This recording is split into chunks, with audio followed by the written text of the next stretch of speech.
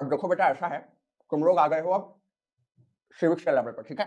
तो अब हम लोग पूरा सिविक्स कंप्लीट करेंगे एकदम मजा में, ठीक है। तो स्टार्ट करें, चलो शुरू करते हैं अपना सिविक्स। पहला चैप्टर है प्यारा प्यारा पावर शेयरिंग। तो क्लास 10th की पावर शेयरिंग जल्दी से निपटा लेते हैं। तो यहां पर हमारे पास सबसे पहले केसेस ऑफ बेल्जियम और श्रीलंका है। तो बेल्जियम और श्रीलंका दोनों के अंदर क्या था, घोच-पोच थी, एथनिक कंपोजिशंस डिफरेंट डिफरेंट थी। अब एथनिक ग्रुप्स क्या होते हैं, मतलब तुम किसी भी लेवल पर अगर किसी एक कम्युनिटी से अपने आप को जोड़ पा रहे हो तो हम लोग ये कहेंगे कि तुम सेम एथनिक ग्रुप के हो। बेल्जियम में क्या था भाई, तो देखो बेल्जियम से रिलेटेड यहां पर एक क्वेश्चन आता है, उसी से इस पूरे टॉपिक को समझ लो। How is the ethnic composition of Belgium is very complex, ठीक है। घुमा फिरा कर अंग्रेजी का चमत्कार दिखाकर कैसे भी पूछ लेगा। तो इसका आंसर क्या लिखोगे तुम लोग कि देखो भैया एथनिक कंपोजिशन क्या होती है ये डाल देना। अभी हम लोग शॉर्ट में कर रहे हैं तो एथनिक कंपोजिशन की डेफिनेशन तुम्हें ऑलरेडी पता ही है, उसको वापस लिखने की क्या जरूरत है। यहां पर हम लोग को मेजर बात करनी है कि थिया क्या, मतलब जो दिक्कत थी वो था कहां पर। तो यहां पर जो हमारा पहला पॉइंट रहेगा वो ये है कि 59% जो लोग थे वो डच बोलते थे और वो रहते थे फ्लेमिश रीजन पर, और जो 40% लोग थे वो वलून रीजन में रहते थे, वलूनिया रीजन में रहते थे और फ्रांस बोलते थे, फ्रेंच बोलते थे, और 1% लोग जर्मन बोलते थे। हम लोगों ने वन शॉट वाले लेक्चर में अच्छे से देख रखा है कि किस किस वजह से कौन कौन से कंट्रीज थे जिससे वो अफेक्ट होकर ये लैंग्वेजेस बोल रहे थे। अभी उतना टाइम नहीं है क्योंकि कल एग्जाम है ना, तो बस इसको याद कर लो कि कितने परसेंट लोग क्या बोलते थे। तो ये तो देश का हाल है भाई अपना, देश में 59% लोग बोल रहे हैं डच और वो फ्लेमिश रीजन में रह रहे हैं। अब कंफ्यूज मत हो जाना कि 59% फ्रेंच हैं, फ्लेमिश हैं, एफ फ्रेंच फ्लेमिश एक जैसा है ना, वो उल्टा है क्योंकि हम लोग उल्टा सीधा पढ़ रहे हैं। तो फ्लेमिश रीजन में डच बोलने वाले लोग रह रहे हैं वो हैं 59%, और वलून रीजन में फ्रेंच बोलने वाले लोग रह रहे हैं जो कि हैं 40%, और 1% हैं जो जर्मन बोलते हैं। ठीक है, अब दिक्कत क्या हो जाती है कि जो कैपिटल है अपना वहां पर 80% लोग हैं जो बोलते हैं हमारा फ्रेंच, और 20% लोग हैं जो डच बोलते हैं। ठीक है, तो जो लोग माइनॉरिटी में हैं वो मेजॉरिटी में हो जा रहे हैं, और जो मेजॉरिटी में है वो माइनॉरिटी में हो जा रहे हैं, एकदम उल्टा। अब क्या हुआ, हमारा कुछ खींचातानी होने लग गई, क्योंकि हर लैंग्वेज बोलने वाले, यहां पर हम लोग देखते नहीं रहते हिंदू मुस्लिम में झगड़े हो रहे हैं, वहां पर तो बस दो ही कम्युनिटी हैं जो अलग अलग लैंग्वेज बोलते हैं, वहां पर भी झगड़े होने लग गए। तो उसको सॉल्व कैसे किया ये हम लोग को देखना है। अब यहां पर श्रीलंका का भी केस है हमारे सामने। श्रीलंका में क्या सीन था भाई, श्रीलंका में भी दो लैंग्वेज बोलते थे, सिन्हाला और तमिल। सिन्हाला बोलने वाले थे 74%, तमिल बोलने वाले थे 18%। उस 18% में से हमारे पास 13% थे जो नेटिव तमिल थे, और 5% ऐसे लोग थे जो इंडियन तमिल थे। ठीक है, तो बेसिकली जो सिन्हाला बोलने वाले लोग थे वो क्लियर मेजॉरिटी में थे, 74%, भाई तगड़ी मेजॉरिटी है। अब इन लोगों ने क्या किया, आओ उसको एक एक करके देखते हैं। बेल्जियम वालों ने क्या किया और श्रीलंका वालों ने क्या किया। तो देखो बेल्जियम वालों ने तो एकोमोडेशन का रास्ता चुना। एकोमोडेशन मतलब भाईचारा, एक साथ सबको लेकर चलने का रास्ता। तो यहां पर जो equal number of Dutch and French speaking minister है वो अपॉइंट किए गए। सेंट्रल गवर्नमेंट में जितने भी डच स्पीकिंग मिनिस्टर रहेंगे और जितने भी फ्रेंच स्पीकिंग मिनिस्टर रहेंगे वो दोनों इक्वल रखे गए कि किसी को ऐसे भेदभाव ना लगे। ठीक है, इसके बाद में स्पेशल लॉज बनाए गए जो मेजॉरिटी, जैसे अगर कोई एक लॉ है उसको एक्ट बनने के लिए, मतलब उस लॉ को पास होकर एक प्रॉपर एक्ट बनने के लिए दोनों कम्युनिटीज की मेजॉरिटी की जरूरत थी कि दोनों कम्युनिटीज के जो लीडर्स हैं वो मेजॉरिटी में किसी एक कानून का सपोर्ट करेंगे तभी वो बड़ा कानून एक्ट बन पाएगा। ठीक है, अच्छा, और एक सेपरेट गवर्नमेंट बनाई गई ब्रुसेल्स के लिए, और जिससे कि इक्वल रिप्रेजेंटेशन वहां पर भी रहे दोनों में। तो जो हमारा देश है वहां पर भी डच और फ्रेंच दोनों लोगों को इक्वल रिप्रेजेंटेशन दी गई, और जो ब्रुसेल्स है वहां पर भी डच और फ्रेंच दोनों लोगों को इक्वल सीट्स दी गई। तो यहां पर जो मेजॉरिटी में थे उन्होंने कॉम्प्रोमाइज किया देश में, और जो मेजॉरिटी में थे ब्रुसेल्स में उन्होंने भी कॉम्प्रोमाइज कहा कि जो हमारी मेजॉरिटी है वो देश में तो कॉम्प्रोमाइज कर ही रही है। तो मतलब दोनों ने भाईचारे का रास्ता चुना, साथ मिलकर आगे बढ़े। और इसके साथ साथ में एक कम्युनिटी गवर्नमेंट भी उन्होंने बना दी कि इन केस किसी को लगता है कि जो हमारा दिक्कत है वो सॉल्व नहीं हो रहा है तो वो कम्युनिटी गवर्नमेंट से जाकर अपील करे। कम्युनिटी गवर्नमेंट क्या थी, हर एक कम्युनिटी के लिए Dutch speaking, French speaking, in fact German speaking लोगों को भी यहां पर रिप्रेजेंटेशन मिली, उनके लिए कम्युनिटी गवर्नमेंट बनाई गई जो उनसे रिलेटेड मुद्दों को डायरेक्टली डील करती थी। ठीक है, ग्रेट। तो इस तरीके से उन्होंने क्या किया, अकोमोडेशन किया अपनी सभी कम्युनिटीज का, और सब हंसी खुशी अच्छे से रहने लगे। अब आओ देखते हैं मेजॉरिटेरियनिज्म इन श्रीलंका। अब चाचा कुछ कह रहे हैं, अरे भैया लंका ना अपनी बिगड़ गई, लंका ने अच्छे से काम नहीं किया, ब्रुसेल्स ने किया था, लंका ने काम नहीं किया। पर क्यों चाचा, तो लंका बिगड़ गई, चाचा ने तुम्हें एक ब्रह्मास्त्र ही दे दिया। लंका बिगड़ गई है अपना एक अच्छा सा ब्रह्मास्त्र जो हमें बता रहा है कि आखिर लंका में गड़बड़ी हुई कैसे। तो एल, सबसे पहले लंका, एल एल है अपना लैंग्वेज। 1956 में सिन्हाला को ऑफिशियल लैंग्वेज घोषित कर दिया गया, ओनली ऑफिशियल लैंग्वेज। तमिलियंस भी थे बट उन्होंने घोषित नहीं किया उसे, और 18% की जो माइनॉरिटी थी उसे नजरअंदाज कर दिया गया और सिन्हाला को ओनली ऑफिशियल लैंग्वेज घोषित कर दिया गया। इसके साथ साथ में बी, बुद्धिज्म, बुद्धिज्म को प्रोटेक्ट एंड फॉस्टर करने की बात की गई। गवर्नमेंट ने ऑफिशियली कह दिया कि बुद्धिज्म को प्रचार करो, बढ़ावा दो और बुद्धिज्म को फैलाओ। देखो यार, ये जो सिन्हाला बोलने वाले लोग थे ना ये मोस्टली बुद्धिस्ट थे, और जो तमिल स्पीकर्स थे वो मोस्टली हिंदू और मुस्लिम। तो सिन्हाला बोलने वालों ने जब अपनी लैंग्वेज का प्रचार किया तो उन्होंने अपने रिलीजन को भी साथ में प्रचार प्रसार करना शुरू कर दिया। उन्होंने कहा बुद्धिज्म को फॉलो करो, हम भाई बुद्धिज्म सपोर्ट करते हैं। इसके साथ में क्या हुआ, गई, GAI, गई में जी से गवर्नमेंट। तो जो गवर्नमेंट थी उसने प्रेफरेंशियल पॉलिसीज लाना शुरू किया सिन्हाला कम्युनिटी के फेवर में। उनके एप्लीकेंट्स को यूनिवर्सिटी में एडमिशन मिल जाता था, गवर्नमेंट जॉब में उनको प्रायोरिटी दी जाती थी। तो मतलब सिन्हाला वालों की जिंदगी तो सही हो गई, बट जो हमारे तमिल स्पीकर्स थे उनको तो पूरा नजरअंदाज कर दिया गया भाई। तो अब क्या होगा? तो देखो, जहां पर भी कोई दिक्कत होती है तो लोग प्रोटेस्ट तो करेंगे ही ना। फैज अहमद फैज साहब कहते हैं ना कि बोल के लब आजाद है तेरे, बोल जुबान अब तक तेरी है। तो तमिल वालों ने कहा भाई हमारी जबान को तुम हमसे हटा नहीं सकते, छीन नहीं सकते, हम लोग प्रोटेस्ट करेंगे। तो तमिलियंस को शुरू में फीलिंग आई एलियनेशन की, ठीक है। क्वेश्चन पूछा जाएगा, बताओ कि तमिल सिन्हाला ऑफिशियल लैंग्वेज होने के बाद में तमिल को कैसा लग रहा था? तो उन्हें एलियनेशन वाली फीलिंग आ रही थी। इसके साथ साथ में उनको लग रहा था कि कॉन्स्टिट्यूशन और जो गवर्नमेंट पॉलिसीज हैं वो उन्हें इक्वल पॉलिटिकल राइट्स नहीं दे रही हैं। जॉब्स मिलना उनके लिए मुश्किल हो गया, उनके लिए अपॉर्चुनिटीज मिलना मुश्किल हो गया, और उनके जो इंटरेस्ट थे, उनकी जो मांगे थी, उन्हें भी इग्नोर कर दिया गया। इसके साथ साथ में उन्होंने क्या किया, जो हमारे सिन्हाला स्पीकर थे ना, वो बेसिकली हर जगह छाए हुए थे। जो टॉप पॉलिटिकल लीडर्स थे वो भी सिन्हाला के थे। देखो डेमोक्रेसी में क्या होता है, जिसकी मेजॉरिटी उसी की लाठी उसी की भैंस। तो मेजॉरिटी में सिन्हाला है तो सारे जो इलेक्शंस होंगे तो जीतेगा कौन? सिन्हाला कम्युनिटी के लोग। इसी वजह से सारी चीजें सिन्हाला के फेवर्स में थी। इसी वजह से जो हमारी तमिलियन से, जो हमारे तमिल लोग थे, उन्होंने रिटेलिएट किया। रिटेलिएट के 3 पॉइंट क्या हो जाएंगे? उन्होंने डिमांड करी, उन्होंने पार्टीज बनाई, स्ट्रगल्स किए, मूवमेंट्स किए, जिससे कि तमिल को भी as a official language recognise किया जाए। इसके बाद दूसरा पॉइंट क्या किया गया? उन्होंने मूवमेंट लॉन्च करे कि उन्हें रीजनल ऑटोनॉमी मिले। एटलीस्ट हमारे रीजन में जहां हम मेजॉरिटी में हैं वहां पर तो हमें प्रेफरेंशियल कुछ पॉलिसीज लाओ, हमें अपॉर्चुनिटी दो। उन्होंने इक्वालिटी ऑफ अपॉर्चुनिटी की मांग की, जॉब में, एजुकेशन में। और 1980s आते आते कई पॉलिटिकल ऑर्गेनाइजेशन तो ऐसी हो गई कि जिन्होंने मांग शुरू कर दी तमिल इलाम की। तमिल इलाम क्या है? एक तमिल स्टेट कि भाई अगर हमें इस पूरे देश में अपॉर्चुनिटी नहीं दे पा रहे तो हमारे लिए एक अलग राज्य बना दो, हमें थोड़ी सी इंडिपेंडेंस दे दो कि हम वहां पर खुशी खुशी रह पाए।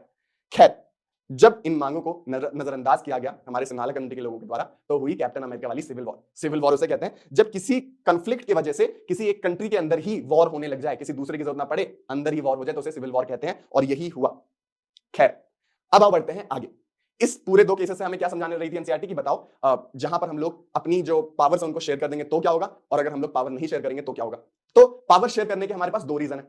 एक एनसीईआरटी की भाषा में है प्रूडेंशियल रीजन, और एक है मोरल रीजन। प्रूडेंशियल रीजन मतलब कि जो सही है, मतलब फैक्चुअली जो सही है, जो प्रैक्टिकल वर्ल्ड, प्रैक्टिकल सेंस में जिसकी मीनिंग है। और मोरल रीजन वो रीजन है जो डेमोक्रेसी की अच्छी वाली बातों से हमें जोड़ते हैं। जो अच्छी अच्छी बातें होती है ना, कि बड़ों के चरण स्पर्श करो, ये मोरल है। तो ऐसे ही हमें मोरालिटी वाले रीजंस भी कुछ देखने को मिल जाते हैं। तो हम लोगों को दोनों अच्छे से देखना है। इससे एक क्वेश्चन आ जाता है जो कि बहुत फेमस क्वेश्चन है, mention any 3 prudential and moral reason for power sharing respectively. अब ये बहुत इंपॉर्टेंट क्वेश्चन है क्योंकि कल एग्जाम में आ जाएगा। तो इसमें क्या लिखोगे? सबसे पहले प्रूडेंशियल रीजन। प्रूडेंशियल रीजन क्या है? जो एक्चुअल रीजन है वो क्या है कि ये possibility of conflict between social group को कम कर देता है। ठीक है, पावर को शेयर कर दिया तुमने। बेल्जियम वालों ने क्या किया? पावर को दोनों में बांट दिया। अब जब दोनों के पास इक्वल पावर है तो किसी एक का एक्सप्लॉइटेशन तो हो नहीं पाएगा, तो दोनों लोग साथ मिलकर चलते रहते हैं। इसके साथ साथ में reduce stability of political order. So it is a good way to ensure the stability of political order. दूसरा पॉइंट ये हो जाएगा कि जो स्टेबिलिटी है वो मेंटेन रहती है, कोई किसी को एक्सप्लॉइट नहीं कर रहा होता है, कोई एक्सेसिव पावर अपने हाथों में नहीं ले रहा होता है, मनमाने ढंग से काम नहीं कर रहा होता है, देश को अपने तरीके से नहीं चला रहा होता है, तो एक स्टेबिलिटी रहती है। अच्छा, और तीसरा पॉइंट तुम ये लिख सकते हो कि जो विल ऑफ मेजॉरिटी है वो शुरू में तो अच्छी लग सकती है, बट एंड में ये जो यूनिटी ऑफ द नेशन है उसको अंडरमाइन कर देती है। जैसा हम लोगों ने श्रीलंका में देखा कि सिन्हाला कम्युनिटी वाले अपने को तो बहुत ही तोप समझ रहे थे कि हम जो कहेंगे वही होगा, आखिर में सिविल वॉर हो गई और देश टूटने की कगार पे आ गया। आज भी हम लोग को देखने को मिलता है, वहां पर दंगे चलते रहते हैं। अब मोरल रीजन पर आ जाते हैं। मोरल है कि भाई power sharing is the spirit of democracy. किसी एक इंसान के हाथ में पावर होगी तो वो तो डिक्टेटरशिप होगी, वो तो मोनार्की होगी। डेमोक्रेसी में तो लोगों के पास पावर होती है ना, तो पावर को बांटो सब में। ये है स्पिरिट डेमोक्रेसी की, और इसको फॉलो करता है power sharing. Democratic rule involve sharing power with those affected by it's exercise. मतलब जो इंसान पावर शेयरिंग से अफेक्ट हो रहा है, जैसे तुम, मोदी जी तुम्हारे ऊपर रूल कर रहे हैं ना, तो तुम्हारे ऊपर मोदी जी का इफेक्ट है, पर मोदी जी को भी तो तुमने चूज किया। तो ये है पावर शेयरिंग का एक मेन क्रक्स टॉपिक कि जो लोग इसकी चपेट में आते हैं वही लोग अपने लीडर चूज करते हैं। People have a right to be consulted on how they are to be governed. मतलब लोगों के पास राइट है कि वो कैसे बेसिकली उनकी गवर्नमेंट कैसी हो, कौन उन पर रूल करे, कैसे कानून बुलाए, ये चूज करने का अधिकार डेमोक्रेसी हमें देती है। और यही है मोरल रीजन हमारे डेमोक्रेसी में पावर शेयरिंग का। ठीक है, तो ये दोनों तुम्हें याद होने चाहिए, एग्जाम में बहुत इंपॉर्टेंट है। खैर, एक इमेज बेस्ड क्वेश्चन है, वो देख लो, कल जाने से पहले एक बार रिवीजन कर लो। ये क्या दिखा रहा है? तो ये दिखा रहा है हमें कि जो हमारी पावर है वो कंसंट्रेटेड है few hands, with in few hands in a democracy. कई बार क्या हो जाता है कि एक लोग, जैसे यहाँ पर हमारे पुतिन साहब हैं, वही पावर लेकर बैठे हुए हैं और डेमोक्रेसी नाम के घोड़े को, गधे को चला रहे हैं। अब एक और इमेज बेस्ड क्वेश्चन है जिसमें एक गाड़ी में भाई 2 स्टीयरिंग है, तो बताओ ये क्या दिखा रही है? ये हमें दिखा रही है कि कोलिजन फॉर्म गवर्नमेंट, जो कोलिजन गवर्नमेंट होती है, जो 2 गवर्नमेंट्स अपनी मेजॉरिटी फुलफिल करने के लिए, सत्ता में आने के लिए मिलती हैं, कोलाइड करती हैं, उससे क्या दिक्कत होती है? दोनों की आइडियोलॉजी अलग अलग होती है, दोनों इधर जाती है। अब आओ देख लेते हैं अपना लास्ट टॉपिक जो कि है फॉर्म्स ऑफ पावर शेयरिंग। बहुत ही इजी सा टॉपिक है, हम लोग 4 तरीकों में इसको डिवाइड कर देते हैं। Power sharing among different organs of government. ठीक है, तो power sharing among different organs of government क्या हो जाएगी कि हम लोगों ने हॉरिजॉन्टल डिस्ट्रीब्यूशन ऑफ पावर किया, तो यहाँ पर जो भी पावर्स रहेंगी उन सबकी इक्वल पावर्स रहेंगी। ठीक है, जैसे कि हमारे पास लेजिस्लेचर हो गया, एग्जीक्यूटिव हो गया, जुडिशरी हो गया, इन सबके पास इक्वल पावर्स होती है, तो ये एक दूसरे को चेक एंड बैलेंस करती रहती हैं। इसके बाद power sharing among different levels of government. इसमें हम लोग एक ही गवर्नमेंट के डिफरेंट लेवल्स बना देते हैं, तो ये एक तरीके से वर्टिकल डिवीजन ऑफ पावर हो गया। तो वर्टिकल है, इसका मतलब पावर सबसे ज्यादा ऊपर रहती है, फिर कम होते होते वो नीचे चली जाती है। Power sharing among different social groups भी होते हैं किसी भी देश में, अलग अलग डिफरेंट कम्युनिटीज के सोशल ग्रुप्स होते हैं जो गवर्नमेंट पे प्रेशर डालते हैं कि अगर कोई गवर्नमेंट अच्छा कानून नहीं लाई है या फिर उनके फेवर में कानून नहीं ला रही है या फिर उनकी कोई डिमांड है तो उसे उठाने का काम सोशल ग्रुप्स करते हैं। इसके साथ साथ में है हमारे पास power sharing among political party, pressure groups और movement. Pressure groups, political parties, ये सब भी गवर्नमेंट पे प्रेशर डालने का काम करती है, उनके पास भी पावर होती है कि वो किसी भी डिसीजन को इन्फ्लुएंस कर पाए। इसी वजह से ये एक फॉर्म ऑफ शेयरिंग, जो पावर शेयरिंग है उसका एक पार्ट है। तो ये चारों याद रखना। क्वेश्चन जनरली आता नहीं है इतना स्ट्रेट फॉरवर्ड कि फॉर्म्स ऑफ पावर शेयरिंग लिखने को बोलने, बट अगर आ जाए तो तुम्हें तो ऑलरेडी याद है। अब आओ चलते हैं फेडरलिज्म पे।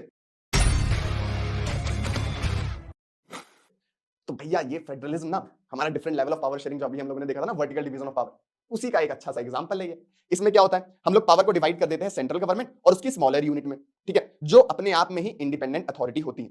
एक फेडरल गवर्नमेंट और एक यूनिटरी गवर्नमेंट के बीच का डिफरेंस पूछा जाता है 3 नंबर में, जो कि कल आ सकता है। तो फेडरल गवर्नमेंट का पहला पॉइंट होगा कि इसमें 2 या मोर लेवल ऑफ गवर्नमेंट होती है। यूनिटरी नाम ही बता रहा है एक लेवल ऑफ गवर्नमेंट है। सब यूनिट्स हो भी सकते हैं, नहीं भी हो सकते हैं, होंगे तो भी उनके पास पावर नहीं होगी, नहीं होंगे तो नहीं है ही। दूसरा, all levels have their own area of jurisdiction with no subordination, मतलब कि सबका अपना अपना काम निर्धारित होता है फेडरल गवर्नमेंट में और उन्हें किसी को सबऑर्डिनेट करने की जरूरत नहीं है, किसी के अंडर में रह के वो काम नहीं करते। Third, central government can not order the state government to do something, state government has its own power, तो अपनी पावर है, जो काम करें, अपनी जुरिसडिक्शन है, जो काम करें वो कर ले। जो हमारी यूनिटरी सिस्टम है उसमें क्या होता है कि अगर कोई सेकेंडरी लेवल है गवर्नमेंट का तो वो सब यूनिट होता है, सबऑर्डिनेट होता है सेंट्रल गवर्नमेंट के, और उसके पास कोई पावर नहीं होती है, जो सेंट्रल गवर्नमेंट कहती है बस उतना करती है, खुद से कोई डिसीजन नहीं ले पाती। तो ये तो हो गया फेडरल और यूनिटरी गवर्नमेंट का डिफरेंस, ठीक है। अब फीचर्स ऑफ फेडरलिज्म के लिए तुम्हें एक और ब्रह्मास्त्र दे देता हूं मैं, खुश हो जाओ। अब तुम्हें फीचर ऑफ फेडरलिज्म की चिंता करने की जरूरत नहीं कि एग्जाम में जाने से पहले रट रहे हैं, कोई दिक्कत नहीं। 2 जोकर्स बस याद कर लो, फीचर्स ऑफ फेडरलिज्म 2 जोकर्स। क्या? तो यहां पर 2 से हो गया हमारा 2 और मोर लेवल ऑफ गवर्नमेंट, पहला फीचर ऑफ फेडरलिज्म 2 और मोर लेवल ऑफ गवर्नमेंट। जे, जुरिसडिक्शन, सबका स्पेसिफिक जुरिसडिक्शन होता है, सेम सिटीजन पर ही वो रूल कर रहे होते हैं, तो सबको बताया जाता है कि तुम क्या काम करोगे, तुम क्या काम करोगे। ऑब्जेक्टिव, किसी भी फेडरल गवर्नमेंट के 2 ऑब्जेक्टिव होते हैं, डुअल ऑब्जेक्टिव होते हैं। 1 नंबर के लिए क्वेश्चन आ जाता है। पहला, to safeguard and promote unity of the country, ये नहीं कि भाई खूब भालो करते करते ममता जी नया देश ही मांग ले, ऐसा नहीं होता है। वो कितना भी मोदी जी का विरोध कर ले रहेंगी, वो देश में ही मांग यूनिटी की ही करेंगी, ठीक है। तो पहला ऑब्जेक्टिव क्लियर। दूसरा ऑब्जेक्टिव होता है अकोमोडेट रीजनल डाइवर्सिटी, जो रीजनल डाइवर्सिटी है उसको भी साथ लेकर चलने के लिए फेडरल गवर्नमेंट बनाई जाती है कि स्टेट को भी अपना रिप्रेजेंटेशन मिल जाए और स्टेट गवर्नमेंट भी एक एस्टैब्लिश हो जाए जो वहां के स्टेट की मांग रखे। तो ये डुअल ऑब्जेक्टिव होते हैं। सी, कंसेंट, कंसेंट इंपॉर्टेंट है, नो मींस नो। तो अगर कोई भी फंडामेंटल चेंज कॉन्स्टिट्यूशन में करना होगा तो दोनों लेवल ऑफ गवर्नमेंट की मंजूरी, कंसेंट की जरूरत होगी। You, umpire, in case of झोटा झोटी बिटवीन 2 ग्रुप्स, अंपायर का काम करेगा जुडिशरी। जुडिशरी जो हाईएस्ट कोर्ट होगा उस कंट्री का, वो ये देखता है कि अगर कोई कॉन्फ्लिक्ट है तो वो सॉल्व करो, ये नहीं कि भाई लड़ मर जा रहे हैं, लड़ाइयां हो जा रही हैं, ऐसा नहीं है, जुडिशरी सॉल्व कर देती है।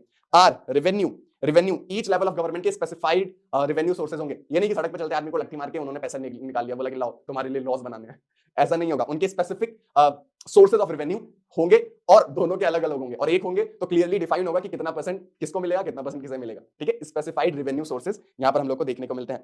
एस, स्पेसिफाइड, जो जुरिसडिक्शन है कि किस आदमी पर कौन से रूल्स बनाएगा, कौन सी गवर्नमेंट किस लेवल ऑफ गवर्नमेंट के अंडर किस किस सब्जेक्ट्स के काम आएंगे, ये भी स्पेसिफाइड होता है।